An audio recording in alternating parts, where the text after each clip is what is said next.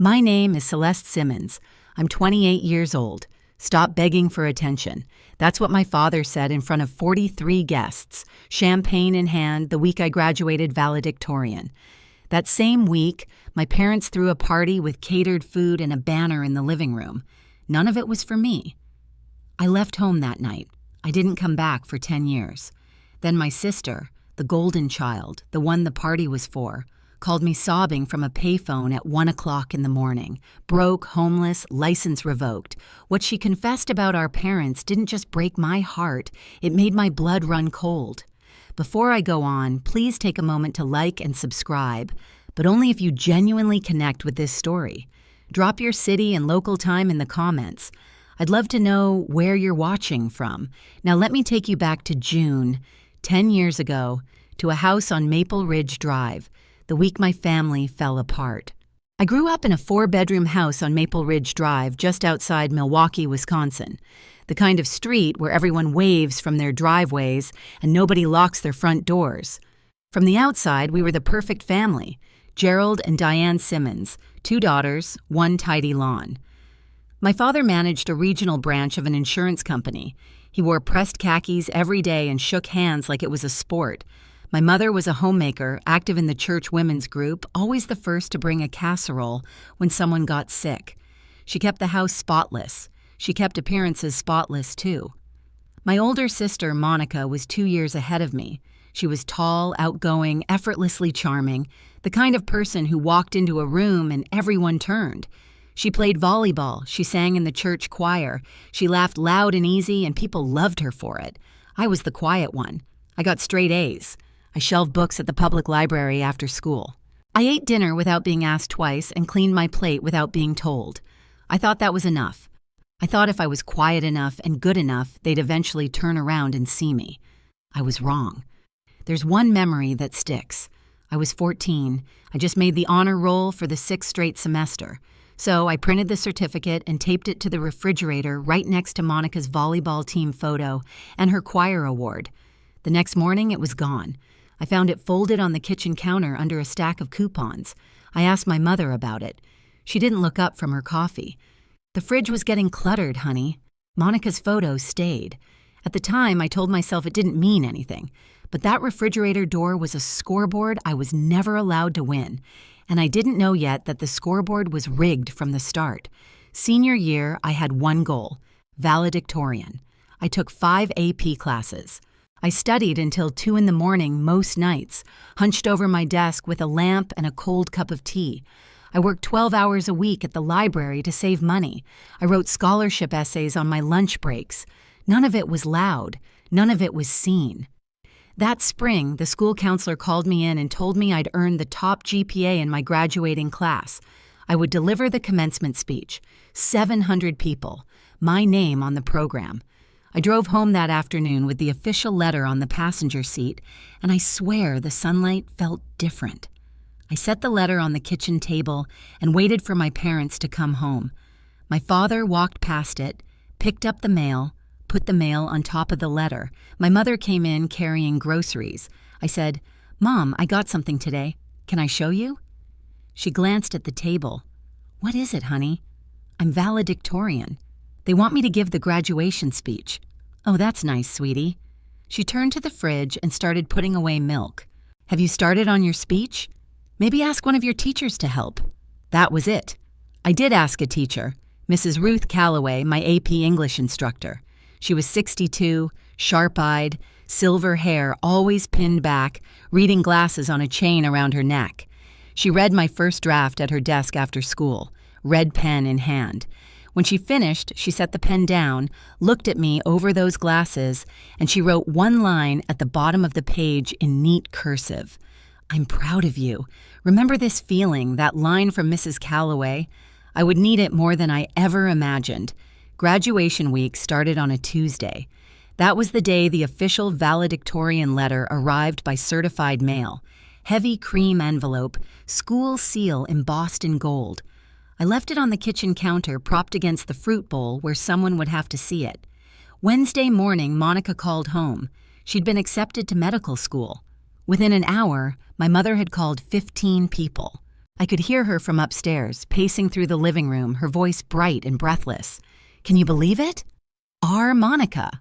By noon, my father had ordered a banner online, white letters on navy blue, Future Dr. Simmons. By Friday, the caterer was booked. Saturday, the party. 43 guests packed into our backyard, aunts, uncles, cousins, neighbors, friends from church. My father had rented a folding table for the desserts. My mother wore a new blouse. There were champagne flutes on every surface and a sheet cake with Monica's name written in lavender frosting. I came home from my library shift at 4 o'clock. I could hear the noise from the driveway. I sat in my car for a moment, my graduation gown folded in the back seat, and I told myself, just go in. Be happy for her. Maybe someone will ask. No one asked. I moved through that party like a ghost. I refilled chip bowls. I smiled at my Aunt Linda. I said, "Congratulations to Monica," and I meant it. I truly did. She hugged me sideways, already turning to the next person. At some point, I drifted back into the kitchen. And there, on the counter, exactly where I'd left it 4 days ago, was the valedictorian letter. It was pinned beneath a stack of used paper plates, soaking up a ring of condensation from someone's glass. I picked it up. The gold seal was smudged, and something inside me shifted. I walked back outside, holding the letter. The yard was full. People were clustered around the dessert table, laughing, holding plates. My father stood near the grill with his arm around Monica, telling someone about the acceptance rate at her medical school. My mother was pouring champagne. I went to my mother first, touched her arm gently, kept my voice low. "Mom, I have some news too. I'm valedictorian." She looked at me, smiled quickly. "Oh, right. That's great, honey." Then she turned back to the champagne bottle and topped off a guest's glass. I stood there for 10 seconds, maybe 15. Then I tried again, louder this time, loud enough that the small group near the patio heard. I also graduated this week. I'm giving the valedictorian speech on Monday. The yard didn't go quiet all at once. It went quiet in a ripple. A few heads turned. Aunt Patricia, my mother's younger sister, looked up from her plate. Monica glanced over. My father set down his drink. He looked straight at me, and his voice didn't rise. It didn't need to. It cut just fine at room volume. "Celeste, stop begging for attention. Not everything is about you. This is your sister's night." 43 people heard it. Nobody said a word. Aunt Patricia looked down at her shoes. My uncle coughed. Monica gave a short, uncomfortable laugh and turned to someone beside her. My mother refilled another glass as though I hadn't spoken at all. I walked back through the kitchen, through the front door, and out to my car. I sat in the driver's seat in that driveway for 15 minutes. I didn't turn on the engine. I just sat there holding a smudged letter, breathing. That was the last time I cried over this family. I sat in that car and made a decision. I would never again hand someone the power to make me feel invisible. But 10 years later, I would learn that what my parents stole from me that night was far less than what they'd been stealing all along. Monday came, graduation day. I put on my cap and gown alone in my bedroom. I checked my reflection in the bathroom mirror. I drove to the school by myself. The auditorium held 700 people. I know because I counted the rows while I waited backstage. Families poured in, mothers clutching cameras, fathers saving seats, siblings fidgeting in the back rows. I watched them from behind the curtain and felt something hollow settle in my chest. When they called my name, I walked to the podium. The lights were warm. The microphone hummed. I gave the speech I'd worked on for 6 weeks about perseverance, about proving yourself when no one is watching, about the quiet dignity of showing up even when no one claps. 700 people clapped. I looked at row 4, seats 7 through 10, the ones I'd reserved for my family. They were empty, all 4. But in row 3, just off the center aisle, one person stood, Mrs. Ruth Calloway. She was clapping hard, both hands raised, her eyes bright behind those glasses. After the ceremony, she found me in the crowd. She didn't say much. She just handed me a small envelope, pale blue, her handwriting on the front. Inside was a card, one line. "Your parents' blindness is not your failure. Go build your life."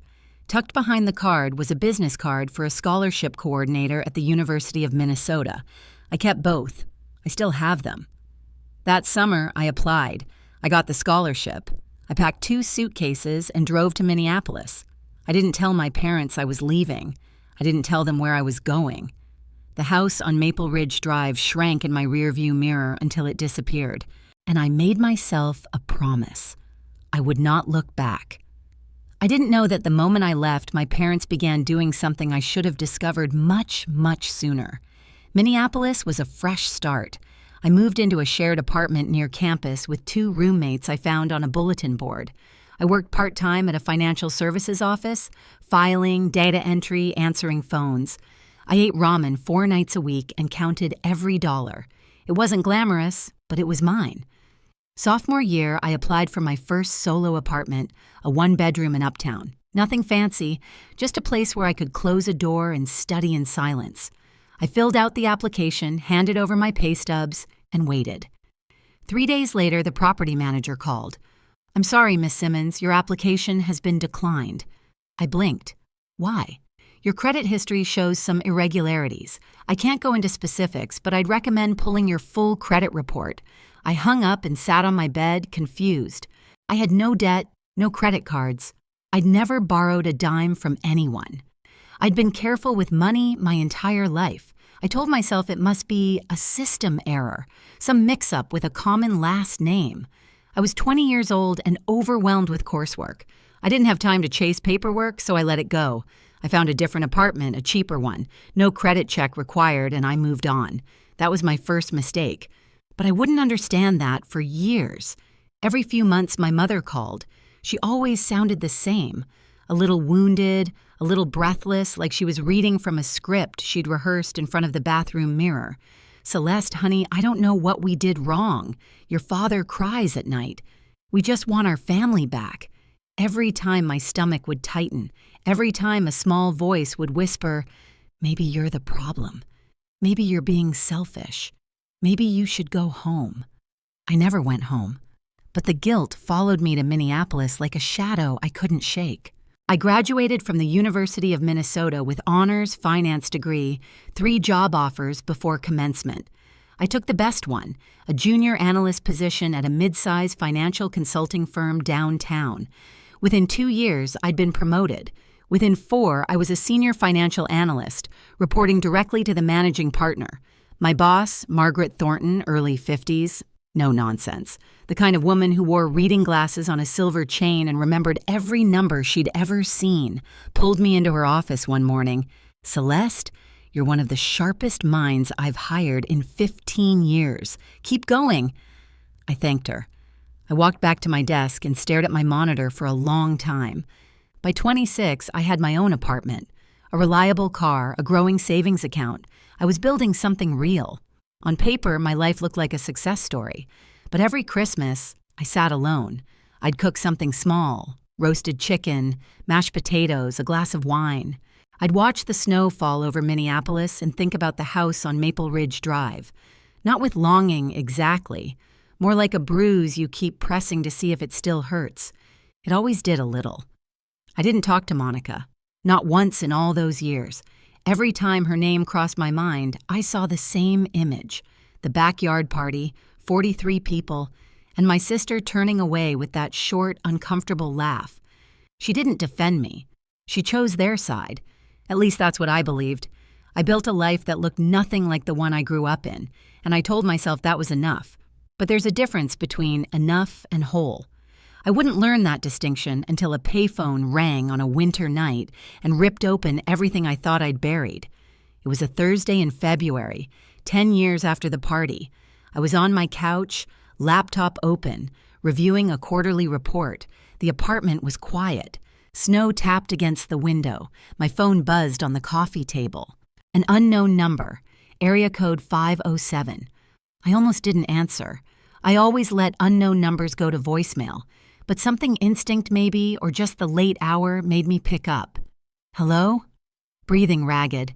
Then a voice cracked and waterlogged, barely holding together. "Celeste, it's Monica. Please don't hang up." My hand tightened around the phone. I hadn't heard my sister's voice in a decade. But this wasn't the Monica I remembered.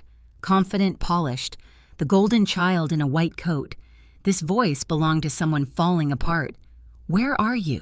I asked. "Bus station. Rochester, Minnesota." "Yes. Why are you at a bus station at 11 o'clock at night?" A shaky breath. Then my phone got cut off. "I don't have money for a hotel. I found a payphone." I stood up, walked to the window. The snow was heavier now. "Why aren't you at Mom and Dad's?" Silence long enough that I checked to see if the call had dropped. Then very quietly, they kicked me out. 3 months ago, I set my laptop on the counter. I leaned against the kitchen wall. The words didn't make sense. Not immediately. Monica was the favorite. Monica was the banner on the wall, the champagne toast, the future Dr. Simmons. Monica was the daughter they chose. "What happened?" I asked. I can't explain it all on the phone. I just need somewhere to go tonight, please." Her voice broke on the last word. I didn't know yet what she was about to tell me. I didn't know that her next words would make me sit down on my kitchen floor. But something in the way she said, "Please, Va," like it was the last word she had left, told me this wasn't just a bad night. This was the beginning of something I could never undo. I told her to stay where she was. She talked while I pulled on my coat, not in full sentences, in fragments like someone picking through rubble. She'd lost her medical license 6 months ago. A prescribing error, wrong dosage, wrong patient chart. The hospital launched an internal review. The state medical board opened an investigation. Within 8 weeks, her license was suspended. 2 months after that, it was revoked. "I was working 8-year weeks," she said. Her voice was flat now, emptied out. "I was so tired I couldn't see straight. I made a mistake. I pulled my boots on, grabbed my keys." "Did you tell Mom and Dad?" "They found out before I did. Someone from the church knew someone on the hospital board. Dad called me before the letter even arrived." "What did he say?" She laughed, a short, brittle sound. "You know what he said? You know exactly what he said. I did, but I wanted to hear it. He said, 'You've humiliated this family.'" I locked my front door. The cold hit my face. "And Mom?" Mom didn't say anything. She just stood behind him and cried like she always does. After the license was revoked, Monica couldn't make rent. She'd moved back into the house on Maple Ridge Drive. Temporarily, she thought. But 2 weeks in, Gerald told her she needed to leave. "People are talking," he said. "We told the church you're traveling abroad, so they hid her. And when hiding her got inconvenient, they discarded her. They loved me as long as I was useful, Celeste." Her voice cracked again. "The second I wasn't, I became you." That sentence landed somewhere deep. I didn't respond to it. I just started the car and pulled out of my parking spot into the snow. But that wasn't the worst thing. Monica told me that night. She told me about the desk. When Gerald ordered her out, Monica packed what she could. On her last night in the house, she went into our father's home office, the one room we were never allowed to enter as kids. She was looking for her birth certificate. What she found was a manila folder at the back of the bottom drawer behind old tax returns. It was full of printed emails, she said, between Mom and Dad going back 12 years. I was on the highway now, snow streaking through my headlights, the wipers beating time. What kind of emails? About us, Celeste, about keeping us apart. My grip tightened on the wheel. She read me fragments from memory. Dad to Mom, dated the year I left. If they talk too much, they'll compare notes. We can't let that happen. Mom to Dad, 2 years later. Tell Monica that Celeste didn't want to come for Christmas. I'll tell Celeste that Monica is too busy. Year after year, holiday after holiday, birthday after birthday, 2 separate lies told in 2 separate directions designed to keep 2 sisters from ever sitting in the same room long enough to realize the truth. 12 years, Monica whispered. 12 years they made me believe you didn't care about me. And they made you believe I looked down on you. The highway was empty, just my headlights in the snow. They played us like chess pieces, Celeste, and we never even knew we were on the same board. I drove in silence for a full minute. Then I said, "Is there anything else in that folder?" Monica's voice changed. It got smaller. Careful. "Yes, and it has to do with money." My hands were steady on the wheel, but my heart wasn't. Okay, I need to pause here for a second. If you were in my shoes right now, driving through a snowstorm at midnight, hearing all of this from the sister you haven't spoken to in 10 years, what would you do? Would you keep listening or would you hang up? Drop a 1 in the comments if you'd keep listening, or a 2 if you'd hang up. And if you haven't subscribed yet, now is the time because what comes next changes everything. Monica told me about the other papers in the folder. Behind the emails in a separate plastic sleeve, there were photocopies of credit card applications. 5 of them, 3 in my name, 2 in hers. Each one opened within months of our 18th birthdays. Each one signed in a handwriting that wasn't ours. I never opened a credit card in my life, Monica said. I didn't even know these existed until I pulled them out of that drawer. I merged onto the exit ramp toward Rochester. The bus station sign glowed green in the distance. What were they used for? Tuition, car payments, the kitchen remodel, that new roof they put on 2 years ago? She paused. And the party, Celeste, the caterer, the champagne, the banner, all of it went on a card with your name on it. The total debt across all 5 accounts, over $110,000, split between 2 daughters who had never signed a single form. I thought about the apartment application. Sophomore year, the property manager's voice on the phone. Your credit history shows some irregularities. I'd told myself it was a system error. I'd told myself it was nothing. It wasn't nothing. That's why my credit was flagged. I said, not a question. Yes, that's why your credit was flagged. I pulled into the Rochester bus station parking lot. Through the glass doors, I could see a figure sitting on a plastic chair under fluorescent lights. One small suitcase beside her, head bowed. I turned off the engine. The wipers stopped. The snow piled on the windshield. Monica, yeah. Do you still have those papers? I photographed everything and I brought the originals. I sat there for a moment. Then I opened my door and stepped into the cold. They didn't just ignore me. They didn't just choose Monica. They used my name, my identity to build a life I was never invited into. And they did the same thing to her. She looked different. The Monica I remembered was polished, straight posture, bright eyes, the kind of confidence that fills a room before she even speaks. The woman sitting on that plastic chair was 15 pounds lighter, hollow-cheeked, wearing a coat that was too thin for February in Minnesota. Her hair was pulled back in a knot that looked like it hadn't been redone in days. She stood up when she saw me. We looked at each other across the fluorescent waiting room. 10 years of silence built on lies neither of us chose. I didn't hug her. I wasn't ready for that. But I held the door open. Get in the car. She picked up her suitcase. It was small, the kind you'd pack for a weekend trip, not for the rest of your life. She walked past me, and I smelled stale coffee and bus exhaust. We drove in silence for the first 5 minutes. I kept my eyes on the road. She kept hers on the window. Then very quietly, she said it. I'm sorry about the party, Celeste. I should have said something. I didn't respond right away. I let the words sit between us. The highway hummed beneath the tires. You're staying at my place, I said, as long as you need. She nodded. Her eyes were wet, but she didn't cry. Not yet.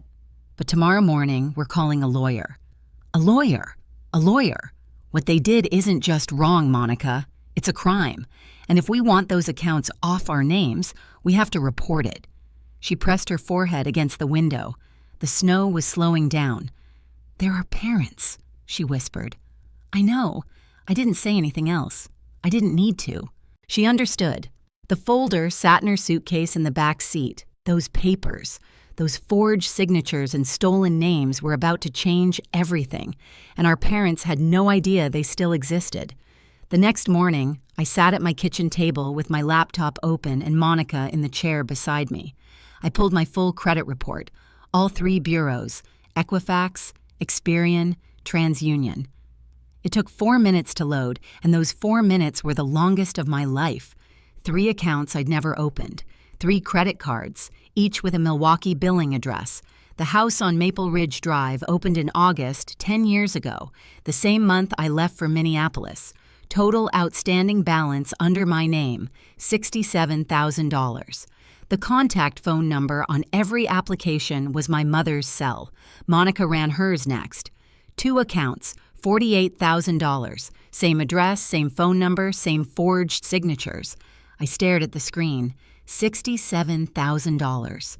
A number that had been sitting on my name for a decade while I lived on ramen and worked double shifts and got turned down for apartments I should have qualified for. I need to make a call, I said. A colleague at the firm had once mentioned a lawyer who handled fraud cases. I found his card in my desk drawer. James Whitford, attorney at law, specializing in consumer fraud and identity theft.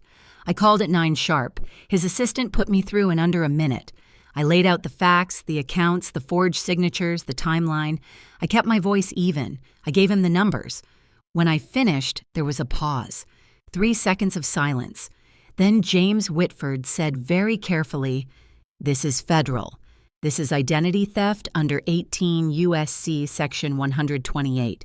Each forged application is a separate count." I looked at Monica. She was gripping her coffee mug with both hands, her knuckles white.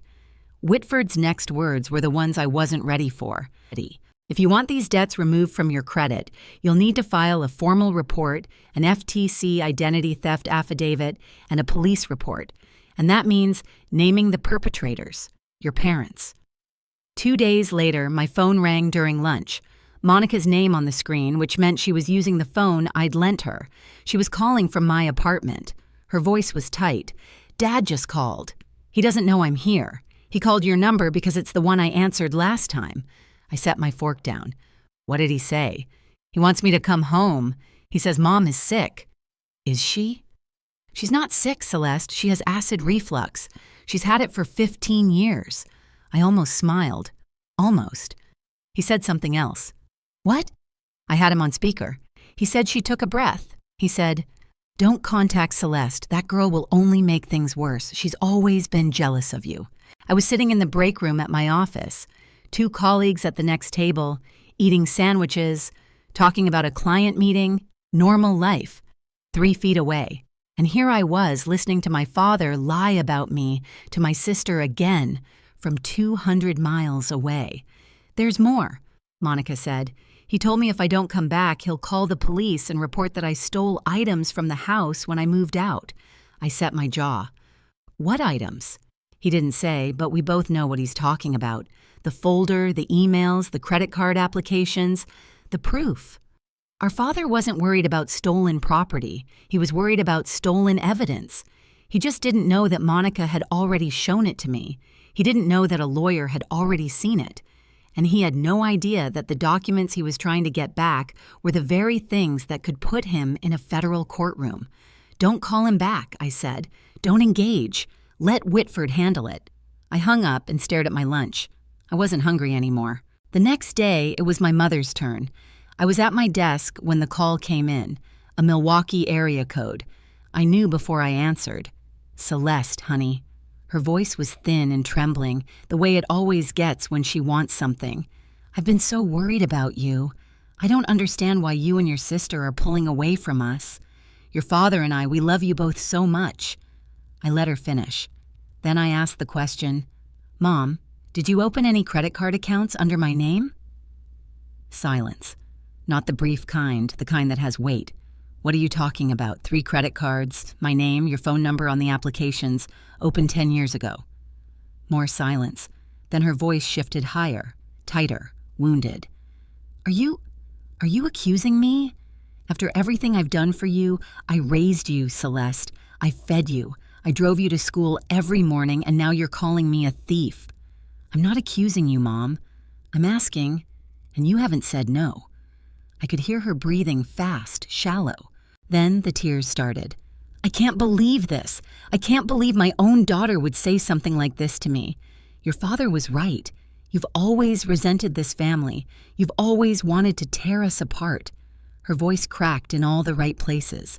She'd had decades of practice. "Mom, I'm done. Celeste, I'm done trying." The line went dead. I put my phone face down on the desk. I sat very still for a moment. Then I opened my email and started drafting a message to Whitford. She didn't deny it. Not once. She cried. She deflected. She accused. She performed. But but she never once said no. That told me everything I needed to know. 2 weeks passed. I was starting to think the worst was behind us. I was wrong. My phone rang on a Tuesday evening. It was Mrs. Calloway. "Celeste, I need to tell you something, and I'm sorry to be the one." She didn't sound sorry. She sounded furious. "Your parents spoke at the church fellowship meeting last Sunday, about 30 people. Your father stood up during open sharing and told the group that you've been, and I'm quoting, manipulating Monica into cutting off the family. He said you've always been jealous and that you're using her breakdown to turn her against them." I closed my eyes. Your mother sat beside him and cried the entire time. She told people she hasn't slept in weeks. I could picture it perfectly. Gerald standing tall, voice steady, the grieving patriarch. Diane beside him with her tissue, shoulders shaking on cue. The two of them performing Heartbreak for an audience of 30, the same way they'd performed A Perfect Family for 43 people at that backyard party a decade ago. "Some of the church members messaged me afterward," Ruth continued. "They wanted your contact information to tell you, and I quote, 'You should be ashamed.'" 2 texts arrived while we were still on the phone. One from a woman I vaguely remembered from childhood Sunday school. "How dare you do this to your parents?" Another from a man I couldn't place. "Your mother is a saint. You're breaking her heart." Monica sat across the room reading over my shoulder. Neither of us spoke. Ruth's voice was steady now. "Celeste, I've known your parents for 20 years. I've also known you. The truth always surfaces. Don't let them rewrite your story." I nodded even though she couldn't see me. Then I picked up my phone and called James Whitford. "I'm ready to file," I said. "All of it. Are you certain?" "Once we file, there will be a federal investigation. Your parents will know. I'm certain. Let me ask you something. Have you ever had someone twist the truth about you to people you cared about? Have you ever been painted as the villain in your own story? Type yes or no in the comments. And if this story is hitting close to home, share it with someone who needs to hear it right now, because here's where things start to unravel for my parents. And they never saw it coming. James Whitford's office was on the 7th floor of a glass building in downtown Minneapolis. Clean lines, quiet, the kind of place where serious things happen without anyone raising their voice. Monica and I sat across from him at a long conference table. Between us, 3 credit reports, photocopies of 5 forged applications, a stack of printed emails, and a timeline I'd written by hand on a legal pad. Whitford spread the documents out. He studied each one, turning pages slowly, making notes in the margin with a silver pen. He didn't rush. The credit card applications were signed by someone other than the account holders. He said the contact information on every form belongs to your mother. The billing address is your parents' home, and the charges correspond to tuition payments, vehicle purchases, and home renovations expenses your parents directly benefited from. He looked up. This is identity theft under 18 U.S.C. Section 128. Each fraudulent application is a separate federal offense. Combined with the forged signatures, we're also looking at fraud and potentially wire fraud, depending on how the applications were submitted. Monica shifted in her chair. I could feel her hesitation. I understood it. These weren't strangers we were talking about. These were the people who drove us to school, who sat at the head of the Thanksgiving table, who told us they loved us even when they didn't mean it. But if we want the debts removed, I said, this is the only path. Correct. The credit bureaus require either a police report or an FTC identity theft affidavit to initiate a dispute of this nature. There's no other mechanism. Whitford slid 2 affidavit forms across the table. One for me, one for Monica. I didn't sign that paper out of revenge. I signed it because my name had been used without my consent, and I had every legal right to take it back. Monica picked up the pen. Her hand hovered over the signature line. Then she signed. 2 weeks after we filed, the ripples started. I didn't plan them. I didn't orchestrate anything. I went to work. I came home. I cooked dinner for Monica and me. I followed Whitford's instructions. Don't contact your parents. Don't discuss the case publicly. Let the process work. But in a community as small as the one my parents built their reputation in, truth doesn't need a spokesperson. It just needs a crack in the wall. Ruth Calloway was that crack. She didn't spread gossip. She didn't post anything online. But when people asked her, and they did because Gerald's speech at the fellowship meeting had stirred up talk, she answered honestly. I've known Celeste since she was 14. She told Martha Greer, the church treasurer, over coffee. That girl has never been jealous of anyone. If Gerald and Diane want to talk about their daughters in front of the whole congregation, maybe they should tell the full story. Martha told her husband. Her husband mentioned it to the deacon. The deacon mentioned it to someone else. Then Aunt Patricia called me. I hadn't heard her voice since the party. 10 years. She'd been the one who looked down at her shoes when my father told me to stop begging for attention. She'd been silent then. She wasn't silent now. Celeste, I should have said something a long time ago. I'm sorry. What do you mean, Aunt Patricia? She was quiet for a moment. Then I overheard your father once, years ago. He was in the kitchen with your mother, and he said, she cleared her throat. Open another one. Celeste never checks. I closed my eyes. I didn't understand what it meant at the time, she said, but I think I do now. And if you need someone to confirm what kind of people they are behind closed doors, I'm here. The wall was cracking, and my parents hadn't noticed yet. The last Sunday of that month, Gerald and Diane walked into church the way they always did, side by side, chins up, Gerald's hand on the small of Diane's back.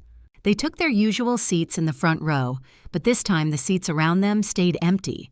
People filed in, nodded politely, sat 2 rows back, 3 rows back. Nobody chose the spot next to Gerald. Nobody leaned over to ask Diane how she was doing. The fellowship that had once revolved around them quietly rearranged itself, not with hostility, but with distance. The pastor, Reverend Alan Marsh, didn't name anyone. He never did. But his sermon that morning was about truth, accountability, and the sacred trust between parents and children. He quoted Proverbs. He spoke about the weight of deception carried inside a household. He looked out over the congregation and said, "A family built on secrecy will eventually be undone by the very secrets it keeps." Gerald stared straight ahead. His jaw was tight. Diane pressed a tissue to her face. After the service, 3 couples, longtime friends, people who had been at the backyard party 10 years ago, approached Gerald near the parking lot. Howard and Jean Dempsey, Frank and Louise Cole, the Myers. Howard spoke first. His voice was low but direct. "Gerald, we need to ask you something. Is it true you opened credit cards in your daughter's names?" Gerald's face didn't crumble. It hardened. "My family's business is my family's business. That's not a denial, Gerald," Howard said. Diane grabbed Gerald's arm and pulled him toward the car. She was crying. Real tears this time. Or maybe the same rehearsed ones. It was getting hard to tell the difference. I wasn't there. I didn't need to be. The truth doesn't need a microphone. It just needs one honest voice, and then another until the silence becomes impossible to maintain. Gerald called me that evening. I was washing dishes. The phone buzzed on the counter and his name lit up the screen. I hadn't seen it there in 10 years. I dried my hands, picked it up, and answered. Celeste. His voice was different, smaller. The sharp edges were gone. What was left sounded like a man standing in a room that was getting smaller by the minute. "You're destroying this family. You need to withdraw the complaint." I turned off the faucet. "I opened accounts under your name because I didn't have a choice." He said, "All that money went to Monica's tuition to this family. I did it for us. You didn't do it for us. You did it for the image of us. I'll pay it back every cent. Just pull the report. You opened 3 credit cards under my name when I was 18. You forged my signature. You used my social security number. That's not a debt, Dad. That's a federal crime." His breathing got heavier. I could hear him pacing. "Do you want to see your father go to prison? Is that what you want? I don't want anything from you. I want my name back." "Celeste, you told me to stop begging for attention. Remember at the party in front of 43 people? So I stopped. I stopped asking for anything from you, and now I'm not asking. I'm filing." Silence, then very quietly. "And this is the part I didn't expect." His voice cracked. "Please, Celeste, I'm sorry. I know I was wrong, but don't send me to prison. I stood in my kitchen, phone to my ear, and I felt something I didn't anticipate. Not satisfaction, not triumph, something closer to grief. Dad, I'm not sending you to prison. You walked yourself there 10 years ago. I hung up. My hands were steady, but something in my chest was not. The weeks that followed were quiet in the way an aftermath is quiet. Not peaceful, but still. Whitford sent updates by email. The FTC had processed our affidavit. Milwaukee police had opened an investigative file. The credit bureaus had flagged all 5 fraudulent accounts and initiated formal disputes. The machinery of justice was turning slowly and without drama the way it's supposed to. I went to work every morning. I analyzed numbers. I sat in meetings. I drank coffee at my desk and watched the snow melt outside my window. None of my colleagues knew what was happening in my personal life. I didn't need them to. Then one Wednesday afternoon, Margaret Thornton called me into her office. She was standing behind her desk with her arms folded and a look on her face I couldn't read. "Sit down, Celeste," I sat. "I'm nominating you for the Midwest Regional Financial Analyst Award. It's given to one analyst per year across the tri-state region. The selection committee reviews next month." I blinked. "I thank you, Margaret." "Don't thank me. You earned it. Your work on the Pendleton account alone would have been enough, but your consistency over 4 years, that's what sealed it." She shook my hand, firm, brief. Then she went back to her reading. I walked out of her office and down the hallway. Halfway to my desk, I stopped. I leaned against the wall, pressed my back to it, and took one long, slow breath. 10 years ago, I stood in a parking lot and cried because my father told me I was begging for attention. Now, I was standing in a hallway being told I was the best at what I do. Not because I begged, not because I performed, because I showed up every single day and did the work. I didn't need my father's approval anymore. I had something better.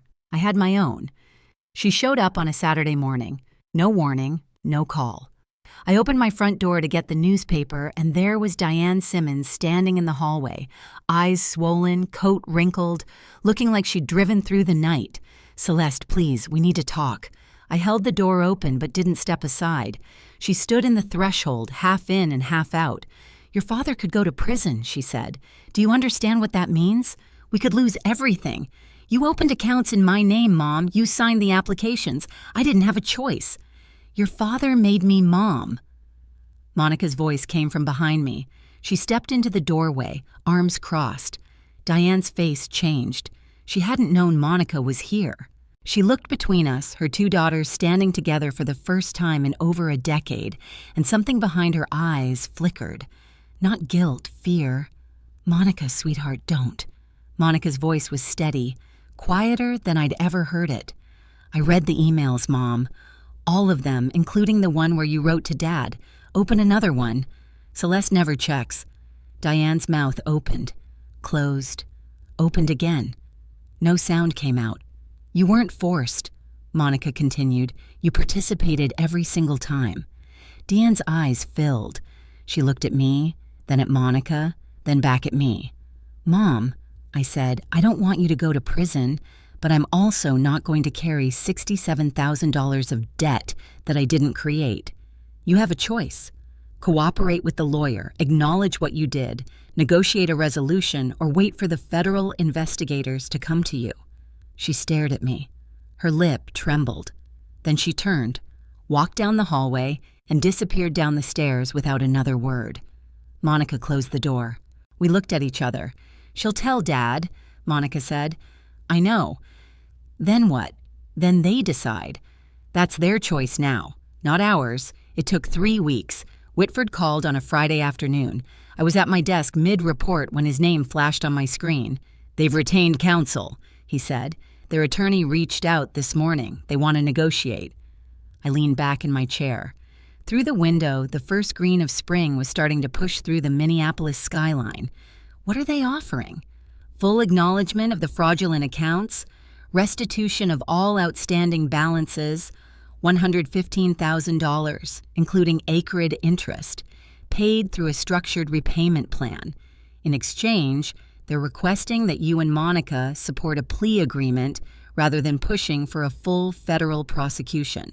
What does the plea look like?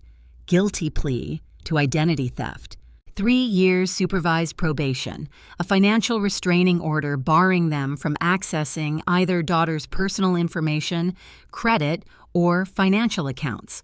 No prison time. I thought about it. Not for long. Monica and I didn't file this to put them in prison. We filed it to get our names back. Then this achieves that. Accept it. The paperwork took another month.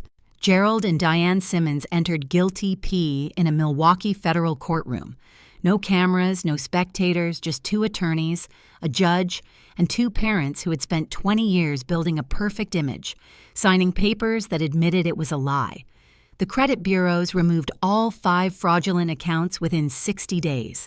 My credit score climbed 190 points in 6 months. For the first time in my adult life, my financial identity was actually mine.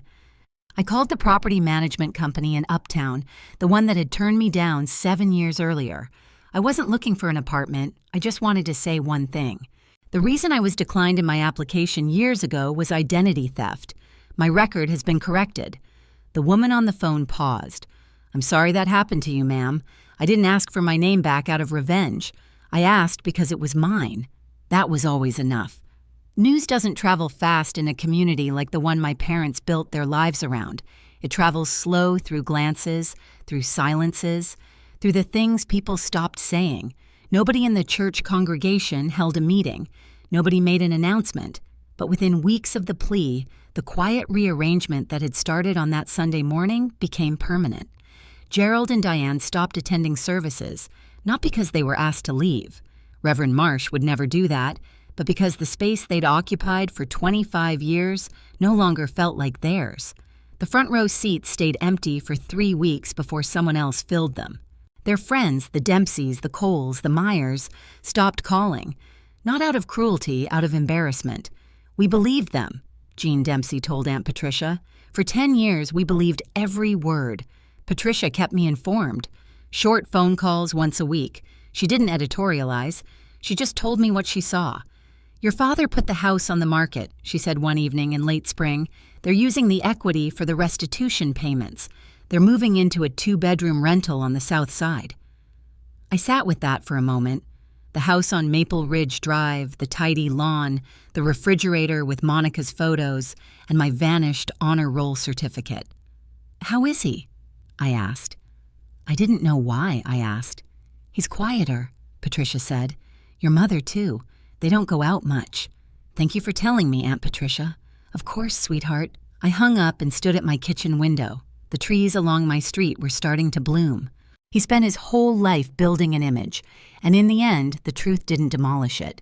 It just turned the lights on, and the people around him finally saw what had always been there and looked away. Monica lived with me for 3 months. I won't pretend those months were easy. We were 2 women in their late 20s, sharing a 1-bedroom apartment, carrying 2 decades of damage we were only beginning to understand. There were good nights, cooking together, watching old movies, laughing at things that probably weren't that funny. And there were bad nights. One evening in March, I said it, the thing I'd been holding since the party. "Why didn't you say something that night when Dad told me to stop begging?" "You just laughed." Monica put down her fork. She looked at the table for a long time. "Because I believed him," she said. "I thought you were being dramatic. They'd spent years telling me you resented me, that you were jealous, that you wanted to ruin every good thing that happened to me. And I bought it. All of it. For 10 years. For 10 years. We sat in silence. The heater clicked. "I'm sorry, Celeste. I don't know how to make it right. You don't have to make it right. You just have to be honest." We started therapy separately. Different offices, different therapists. Monica worked through the pressure of being the golden child, the impossible weight of a role she never chose. I worked through the invisibility, the guilt, the years of wondering if I was the problem. Monica found a job in April, a community health outreach coordinator at a nonprofit clinic. She used her medical knowledge without needing a license. The pay was modest. She didn't care.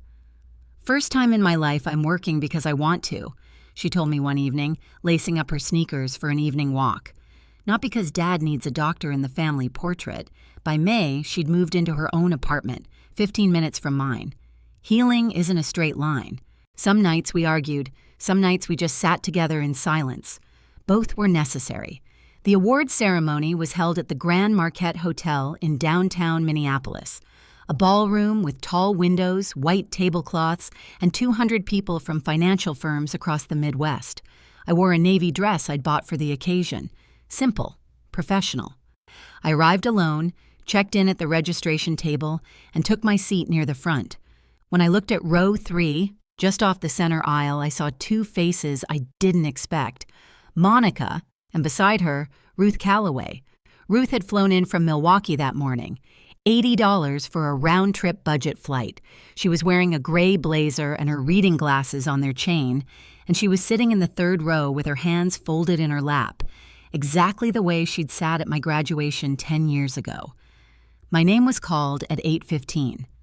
I walked to the podium. The microphone hummed. The lights were warm.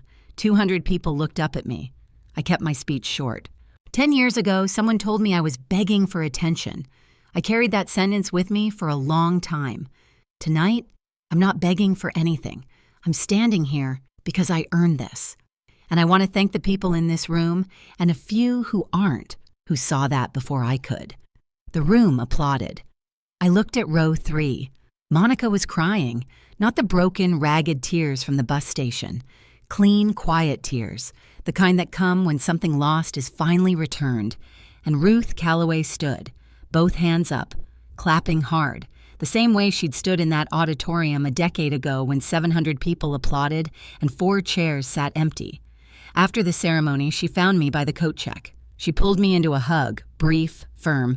"You see," she said, "I told you, remember this feeling. The same woman who stood for me at 18 stood for me at 28. But this time, she wasn't alone." 6 months after the ceremony, a letter arrived. Not an email, not a phone call. A handwritten letter in a plain white envelope, postmarked Milwaukee. My father's handwriting tight, slanted, the same penmanship he used on insurance forms my entire childhood. I sat on my couch and opened it. 2 pages, blue ink. He didn't start with an apology. He started with an explanation or something close to one.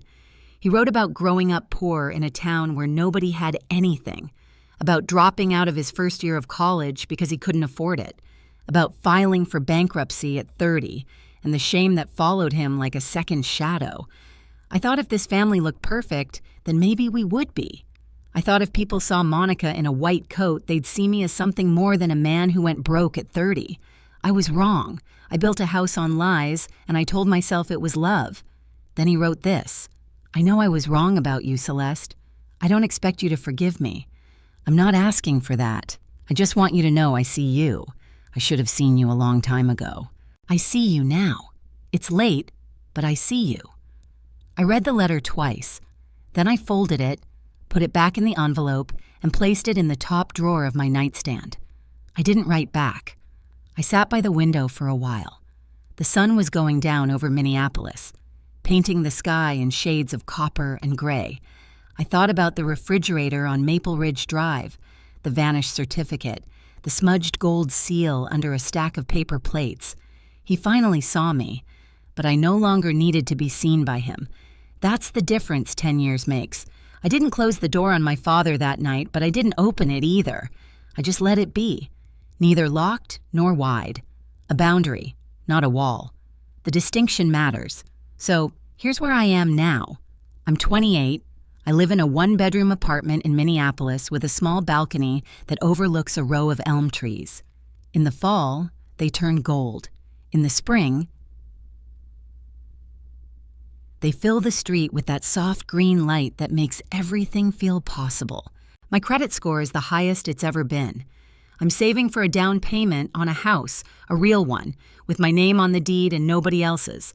I go to work every morning at a job I love, for a boss who tells me I'm sharp instead of telling me I'm too much. Monica lives 15 minutes away. We have dinner together every Thursday, not because someone told us to, but because we want to. Sometimes we cook. Sometimes we order Thai food and eat it on our couch with a movie playing in the background. We don't talk about our parents every time, but when we do, we talk honestly. That's new for us. It's still hard, it's getting easier. Monica calls our father once a month. Short, polite, careful. She sets a timer on her phone. 15 minutes, no more. She says it's enough for her. I respect that. I don't judge it. Everyone draws the line where they need to. I don't call him. I don't call my mother. The letter sits in my nightstand drawer, still unanswered. Every Christmas, Ruth Calloway sends me a card. Last year, she wrote, "Still proud, always proud." I stuck it to my refrigerator with a magnet. And this time, nobody took it down. My family doesn't look like the one I grew up in. It's smaller, it's quieter, and it's entirely mine. There's a freedom in that, a strange, hard one. Imperfect freedom. The kind you only find after you stop waiting for someone else to hand it to you. If you ask me what I learned, and I know that sounds like the part of the story where someone gets preachy, so I'll try not to. I'd say this first. If your family only loves you when you're useful to them, that's not love. That's a transaction, and you're allowed to walk away from a deal you never agreed to. Second, setting a boundary is not betrayal. It's not cruelty. It's not selfishness. It is the most basic act of self-respect a person can perform, saying this is where I end and where you begin. I spent 18 years with no boundaries and 10 more years learning how to build them. I wish someone had told me earlier, you don't need anyone's permission to protect yourself. Third, if you graduate top of your class and nobody throws you a party, throw your own. Buy yourself a cake, light a candle, sit with it. You earned that moment, and no one else's silence can take it from you. And fourth, this is the one that took me the longest to understand. If someone tells you stop begging for attention when you're sharing something you're proud of, the problem is not that you're too much. The problem is that they are offering too little. And that gap is not yours to fix. I'm not telling you what to do with your family. I don't know your story. I don't know your parents, your siblings, your history, but I know this. The people who are supposed to love you should not be the ones who make you feel invisible. And if they do, you are not obligated to stay in the room. Setting a boundary is not abandoning your family. It's refusing to abandon yourself. That's what I learned the hard way over 10 years, and I'd do it all again. I started this story with a girl, 18 years old, sitting in a parked car in her parents' driveway, holding a smudged letter, crying in the dark, while 43 people laughed and clinked glasses in the backyard behind her. I'm 28 now. I don't cry over them anymore. Not because I don't feel anything. I feel everything. I feel the weight of what was lost and the relief of what was found. But I've learned the difference between tears that heal you and tears that keep you small. I don't waste mine on people who never earn them. My father told me I was begging for attention. He was wrong. I wasn't begging for attention. I was asking to be seen by the people who were supposed to see me first. And when they refused, I learned to see myself. That's not a Hollywood ending. There's no dramatic courtroom scene, no tearful family reunion on a porch somewhere. Some stories don't end with a hug. Some stories end with a woman standing in her own apartment, hanging a card on her own refrigerator, and knowing for the first time that she's enough.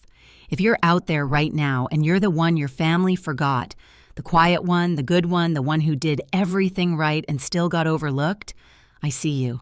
Your story matters. Don't let anyone tell you otherwise.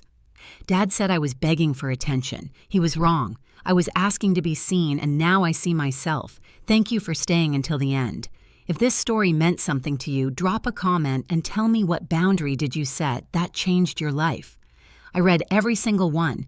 If you want more stories like this, hit that subscribe button and check the description for our latest video. And remember, you don't need anyone's permission to be proud of who you are. I'll see you in the next one.